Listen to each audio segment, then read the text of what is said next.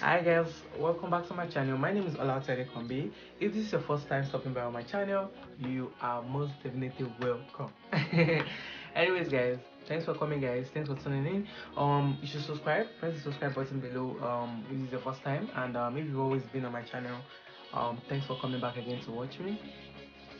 So today, I'm actually gonna be talking about accommodation in Canada.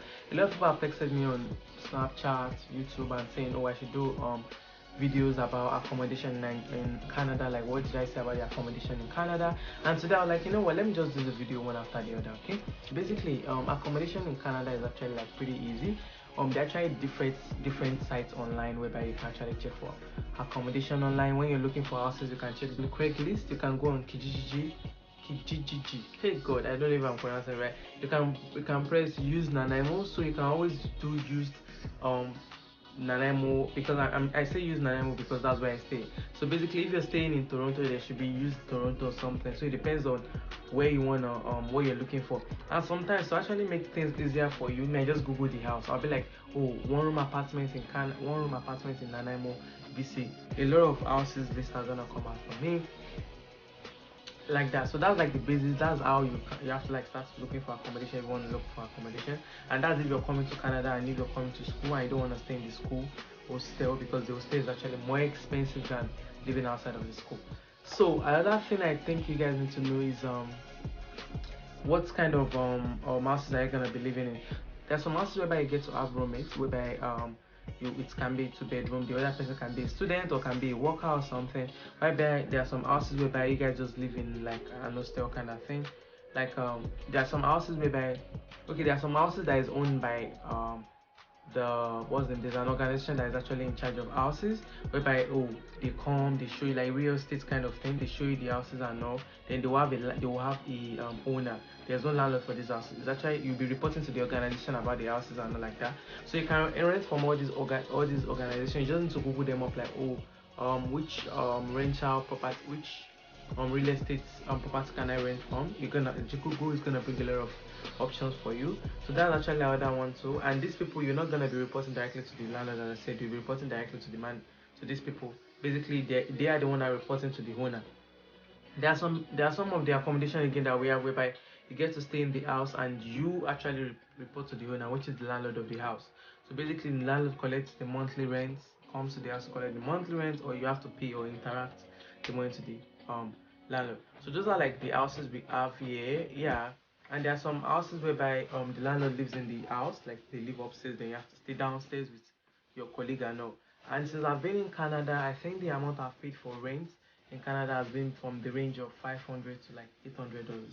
So, and why it was like that was because 500 was when I first came to Canada, and 800 was when my sister came in with me. So we're like two. So it's like more utilities, more everything will be used and all. Then another thing I think I need to do, like $500 in Nigerian currency is like how much? I'm trying to see. I think I'm gonna put the price down below. I'm gonna put it like $500 per month, right? So if I'm using 260 to multiply $500, I don't know what it's gonna be. But anyways, that's what it is, like $500 every month. So basically, if you're a student and if you're working 20 hours and you're going to school, you should be able to get that $500 in 2 weeks, basically. So you should get in 2 weeks, you get $500 to pay for your rent if you can't get rent from back home, sure. So that's what I'm just thinking. Like, so it depends on you. Basically, you have to know how to manage your money when you come here, and if you want to stay, if parents are not, sending you money from, you can get your $500 if you're working full time. If you're working 20 hours a week, so that's like 40 hours in 2 weeks. And 40 hours in 2 weeks, if your job is doing well, if they're paying you well, you can be able to get like 500 and use the other money to eat and not like that. There will actually be other expenses. I shouldn't like, there will be other expenses. So I think that's it for me.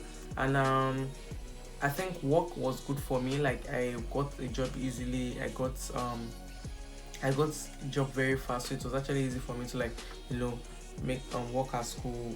I mean, was to go to school and work at the same time, pay for rent and all. So everything just work hand in hand. So I think that's basically everything about accommodation in Canada. It's actually pretty easy. You just need to go on Google and say, oh, I'm looking for houses in this location. You're gonna see different options online and all like that.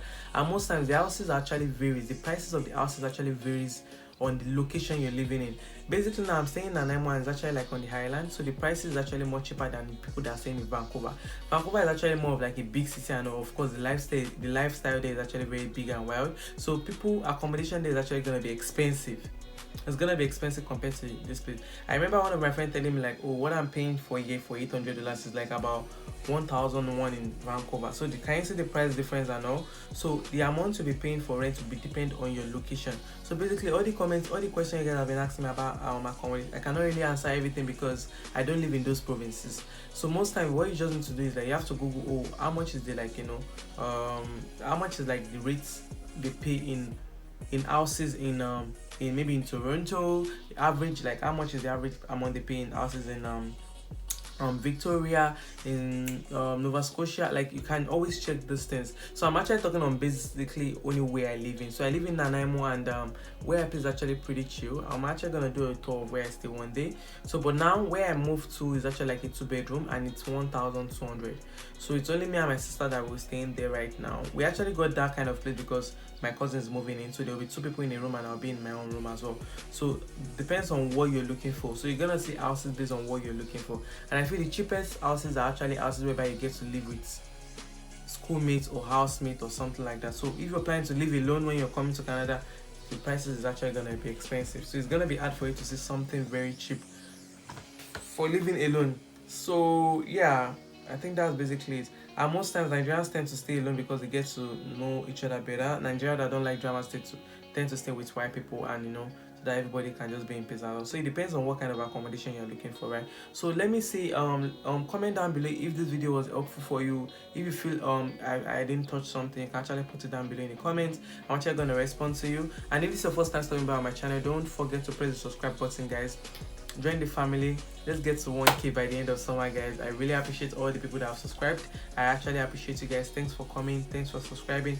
You guys are right here in my chest, man. So basically this actually comes to the end of the video. I hope I'm gonna see you guys next time on my next video. Bye.